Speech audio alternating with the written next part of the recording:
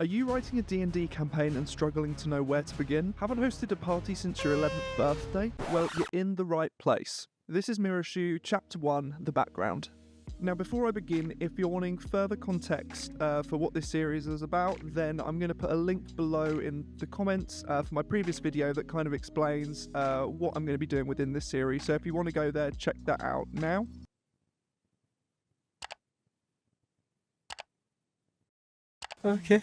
Okay, welcome back. So in this video series, I will be running through how I designed and ran my most recent campaign. My aim is to offer inspiration, but also offer a chance to adapt and play through my story. So to begin, I think it's best to run through my approach to world building, but also the context that my players found themselves in prior to the campaign. I think for me, world building at first can seem quite daunting. It can seem like there's all these sort of intricacies that you have to come up with. However, for me, what I found is once you kind of have that core idea, the rest of it slowly unravels once you give it the sort of time and energy for it to do so. And I think it's worth it because when you look at stuff like Lord of the Rings or Star Wars, it's those kind of world building elements that make those franchises what they are and why they're so deeply loved. That hobbit is always so polite. So in this episode I will be presenting the world that I created for my campaign. But before I begin, I do just want to give a content warning. A lot of the opinions and actions and laws that are featured within this series are inspired by atrocities that can be witnessed throughout history. At no point within this series am I wanting to encourage any hateful or ignorant beliefs, nor do I believe I am the best person to speak on such nuance and political matters. And so within the comment section for this video, I will be including sort of more trusted, more educated sources that will kind of explain the more nuanced ideas so you guys can feel more informed and not have it come from a man wearing a dragon hat. You're dragging. Okay, so with that said, let's begin. Because I'm dyslexic and find it quite difficult to present on camera, I will be having my laptop in front of me for this. However, I will add some sort of imagery. So if you guys want to look at that while it's going on, or if you just want to have this on in the background, that's cool. But yeah, I'm just going to basically read through what I'd written for my campaign so you guys can have the full backstory prior to playing. Okay, let's do it. In the cold mountains beyond civilization lives the Kari. These vampiric folk have red eyes, pale skin, and have white hair that resembles that of a mane. Generally living alone, they would hunt small rodents or livestock should any of them stray far enough beyond their mountain terrain. The year is 2067, and Aldo Liebschnitz, privileged, overweight, middle-aged dwarf, is found exploring Mount Funaji. During this expedition, Aldo comes across the Kari from afar. In awe of their evident intelligence and physicality, Aldo stayed in the area for days, drawing out their anatomy and studying their behaviour. Upon his return to the town of Trebor, Aldo came up with an idea. Should he be able to domesticate these creatures, he could sell them as slaves to what he considered to be their human superiors. Within a matter of months, Aldo threw all his resources at this atrocity. Over time, through negative reinforcement, he believed he was able to condition these creatures into obedience. Once this was the case, he began to sell the captured Kari at the market, advertising them as smarter than gnomes and stronger than an ox. With his charisma and bravado, Aldo found he was able to make several sales in a short amount of time. One such purchase came from a Maureen Bronk. A respected politician within Trebor, Maureen lived within the Bronk estate inherited by her husband, John Bronk III. Despite coming from a long line of winemakers, John Bronk was an explorer who sourced rare ingredients required to treat complex illnesses. This meant John was often away for months on end, leaving Maureen alone with a 15-bedroom estate. This feeling of loneliness became even more severe when Maureen had their first child, Gregory Bronk. Struggling with parenthood and suffering from postpartum depression, Maureen wrote to her husband, pleading him to come home and support her and abandon his current expedition. After several weeks, a letter was returned. While not offering his presence, John suggested a friend of his was currently selling new servants whose performance exceeded that of man. That same morning, Maureen went down to the market with the intention of meeting a Mr. Aldo Liebschnitz. Upon arrival, Maureen selected one of the creatures. Despite their inhuman alien form, Maureen sensed a kindness and fear in one of their eyes. Struck with empathy, Maureen selected this Kari and named him Bew. Initially, Bew had been conditioned not to talk. However, in the latter part of the evenings, he would often find Maureen lying down on the sofa, swirling a half-drunk wine glass while expressing her frustrations and concerns aloud. It was evident that she desperately sought someone to listen to her without the need of a response. Within a matter of months, from actively listening to her woes, Bew began to converse with Maureen using broken English. Over time, the two began to form a strong emotional relationship. Whether it was due to the Kari's then unknown ability to charm its prey is up for debate. Regardless, the two eventually entered a sexual relationship, and after 6 months, Maureen fell pregnant. After a further 9 months, William Bronk was born. Despite Maureen's wishes, William was not entirely human. His complexion was pale white with a tint of purple, while his hair was snow white and his eyes red like Bew's. Ashamed, Maureen refused to tell John. That morning, Maureen sold Bew to a friend without explanation. She then wrote to John, urging him to come home as she had unexpectedly given birth and is concerned that the baby is ill. After travelling home for several weeks, John made his way back to the Bronk estate. Upon entering the study, he was greeted by their doctor and Maureen, who sat at their piano stool, attending to their baby tightly bound in cloth. The doctor informed John that it was his understanding that Maureen had caught a foreign disease, potentially brought back from one of his expeditions, causing William to now have this sickly and non-human complexion. Regardless, all skepticism was brushed away once John was cradling William within his arms. As he did so, Maureen Bronk showed the doctor to the door before discreetly handing him a large pouch of money. From that point on, William John Bronk had arrived. And as William grew older, he not only looked different, but felt it. He found that he struggled with the more structured life of man and preferred the chaos and spontaneous phenomena that would occur within the estate's forest. It was within such he found that his brain could truly rest. As a result, he'd spend many an evening chasing animals, building dens and reading books within the lush forest. His complex allergies prescribed by his mother were a lot to deal with. When he was young, he abruptly discovered that he was allergic to several metals, running water, and certain herbs that would severely burn his skin. As he grew older, William became more isolated. It often seemed that only his mother truly understood him, sometimes better than himself. With John returning to work several months after William's birth, William and Greg were appointed a nanny named Willie. At the age of 11, William was removed from the school due to his disruptive behaviour.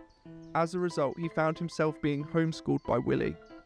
While Willie recognised that William was intelligent, his inability to concentrate and consequential frustration meant Willie often would resolve to taking him for walks around the forest. During this period, Willie found Maureen sobbing one night while looking over the fire. Riddled with guilt, she disclosed everything to Willie. At that point, Willie swore he would ensure the child's safety and happiness no matter what it took. Now aware of William's genes, Willie would often take William into the forest. His intention was to provide the child with an opportunity to express his more vampiric tendencies, in a hope that this would suppress his frustrations. From this point on, William was in his element. Within a matter of weeks, he found he could run at exceptional speeds, jump at great heights, and could hear from miles away. This would often prove useful when running through the forest, as pretty quickly, William would lose the less fit Willie. What did he say? This proved to be useful, as pretty quickly William was able to run much further distances in a lot quicker time than Willie, who would traipse further behind. One sunny day, William noticed a white rabbit basking in the sun. Having chased these as a kid, he wanted to put his newfound speed to the test. Not wanting to startle it, he slowly rose before darting after the rodent. In the background of the chase, Willie calls William for dinner. However, ignoring the calls, William remains in full pursuit. As he gets within reaching distance, William makes a jump for the white bunny. As he feels his head within his clutches, his vision fades and he enters an unconscious state. Upon waking up, William turns his head to the side. The once white rabbit lay there, now covered in blood, with its guts spilled out onto the floor, barely resembling that of its original form.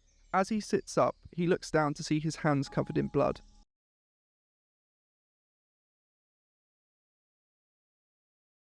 However, to his horror, As William bent down, he was greeted by his own reflection, only on this occasion his trembling lip and stained teeth dripped with blood. In tears, he desperately cleansed his face, spitting out pieces of bone and flesh caught within his teeth.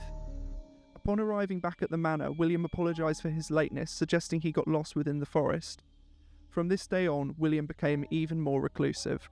He would often go off into the night, secretly fulfilling his bloodlust, while developing an increasing sense of shame and despair. On one such evening, he was making his way through the corridor when he overheard his mother crying in the study. He approached her as she kneeled on the floor with her head in her hands. In front of her was a letter from John. As William looked through its contents, it was quickly revealed that John admitted to having an affair and parenting a separate family elsewhere. William was in disbelief. He had always admired and sought the validation from his father, who had been such a proud man. In quick denial, William rose to the defence of his father, however Maureen quickly interrupted. She exclaimed that John was not in fact William's father, and then continued to sob on the floor. William began to fall backwards. The one part of himself which he felt he knew was that he was a Bronc. Quickly, his heightened emotions manifested into an ungodly rage. He had never felt so betrayed. Once again, William entered his unconscious state. When he awoke, he found Will was restraining him on the floor. To his right, Maureen lay perfectly still. However, upon closer inspection, a large wound had formed on the side of her neck, where a large portion of flesh and bone had been removed. On top of his mother, Gregory lay there with a similar wound, blood vessels still actively spurting out of his neck. William began to scream. He was horrified. Now recognising William's return to consciousness, Willie released the boy and placed his hands firmly upon his shoulders. He instructed the young Bronc to run into the woods and hide until tomorrow at noon. While remaining in disbelief, William nodded and ran into the forest. After a both sleepless and torturous night, William returned in his blood-ridden clothes, his nose dribbling from the continuous upset he had experienced. As he pushed against the back door, the weight was quickly relieved. Behind it, an evidently disturbed town guard laid eyes upon William. As he began to flee, the town guard wrestled William to the ground.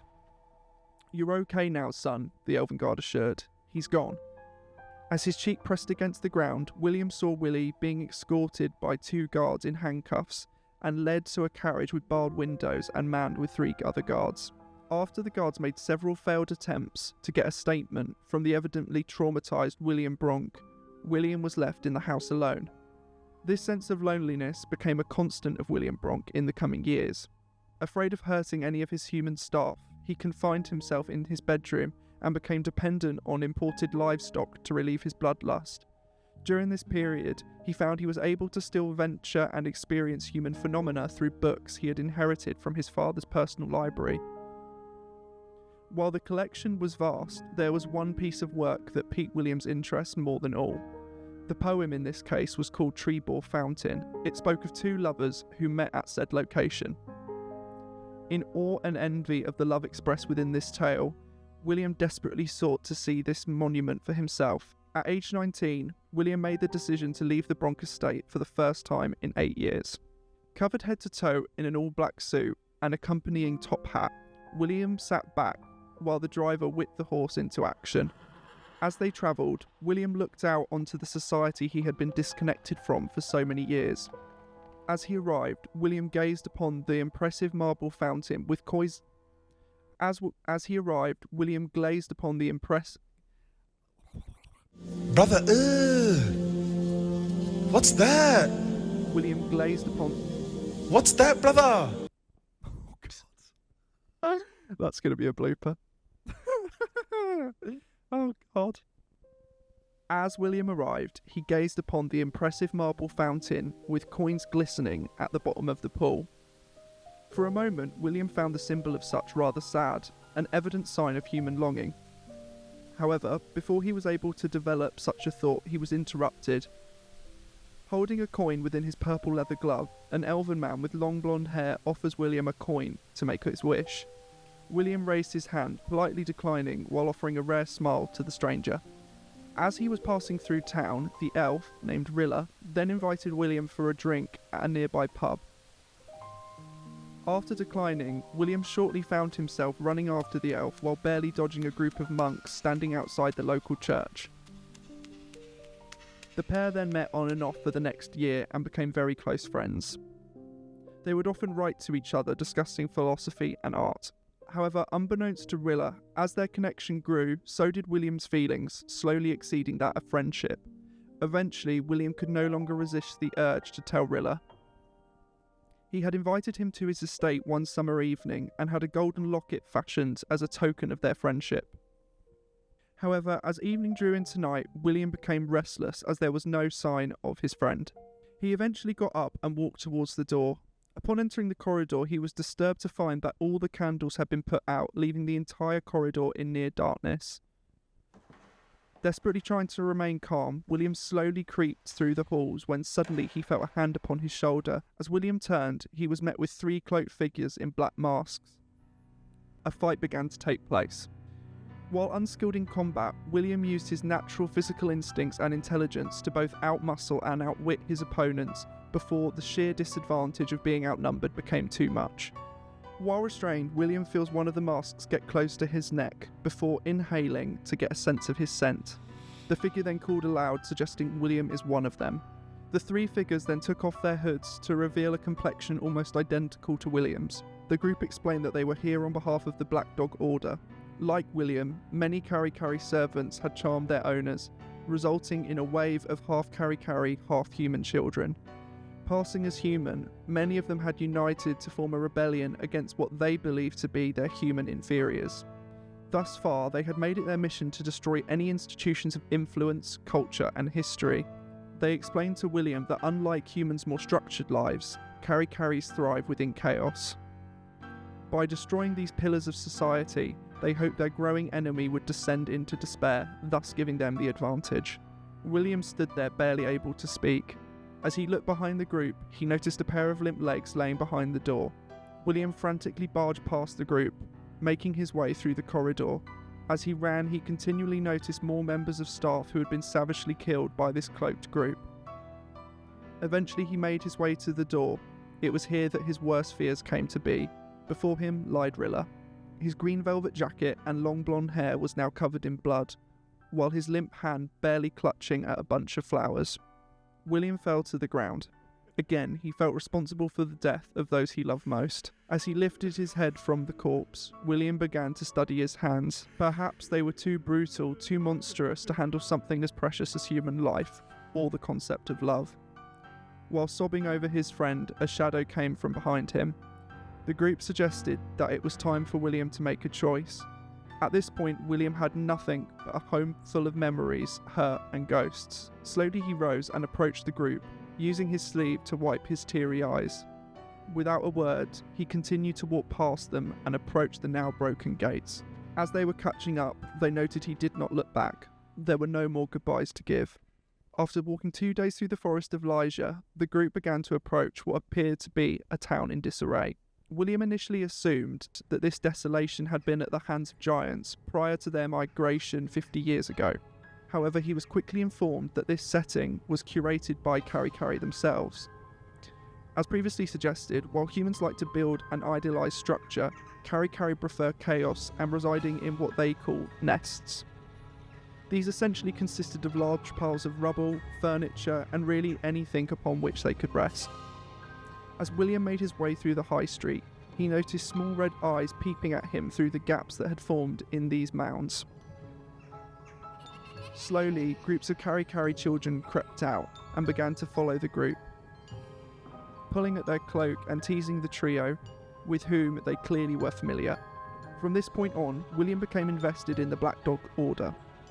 Answering to his admiral Shang Li, he led many rebel groups to victory against entire armies and cities. After 30 years of fighting, during the Battle of Flanval, Shang Li was able to claim the throne from King Snowfork, thus making him the ruler of the Isles. Shortly after receiving many accolades and titles, William returned back to his family estate. He passed the rat folk builders who had already started work outside and made his way through the dining room overlooking his family's land. Looking out onto the still lush forests stood Willie. After 40 years of incarceration, William ensured that Willie would be released and returned to him. After exchanging pleasantries, Willie was quick to ask about the structural changes occurring within the estate. William began pouring a now finely aged glass of wine and took a seat. He proceeded to explain that after overruling all of the territories ruled by that of man, the Kari were left with what they considered to be an inferior refugee humanoid workforce. While a majority would be slaughtered and butchered for their meat, a large proportion would also be bred to ensure the Kari could maintain livestock. Once this had occurred, the children would be separated from birth and entered into a rearing system under the guise of a school.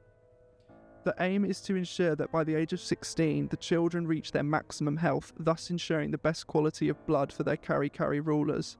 For those that prove to offer the greatest threat of rebellion and re-evolution, they would be slaughtered. The blood going to the Kari, the meat going to their orc, goblin and rat folk followers and allies. Should this not be the case, they would be allowed to breed, continuing the cycle and prohibiting the continuation of certain genes within the race of man. Those within the school system will still be led to believe that they are existing within a human society that is under the rule of King Snowfork. However, due to an ongoing pandemic, society has had to segregate into 3 sections. These being youth, the workforce and the elders who guide society in their developed wisdom. Terrified, Willie took a step back. William explained that as long as he remained within the grounds and earned his keep, he would be protected by William's staff.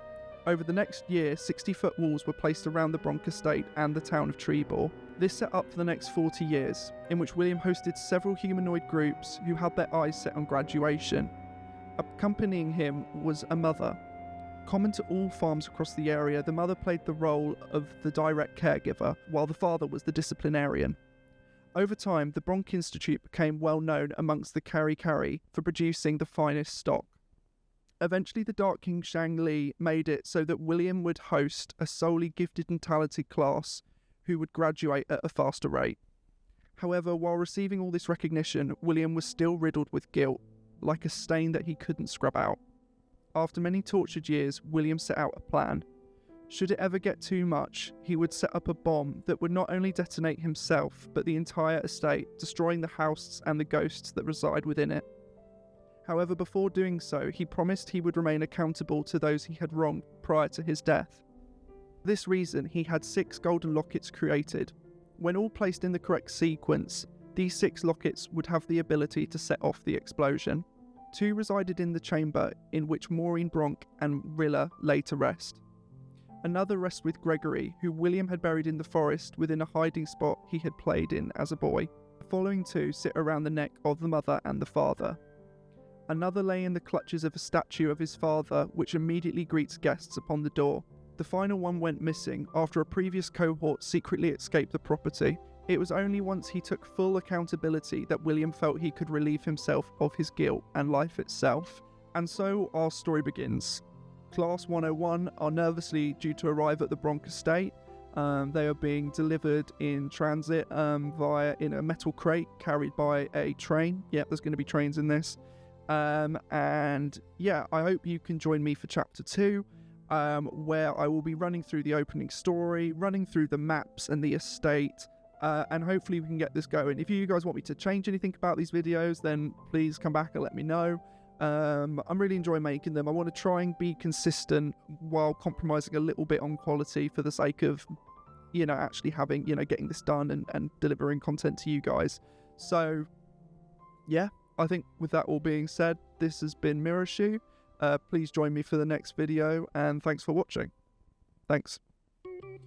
This was useful, as pretty quickly William would lose This became useful as pretty quickly William would lose an unfit Willie who's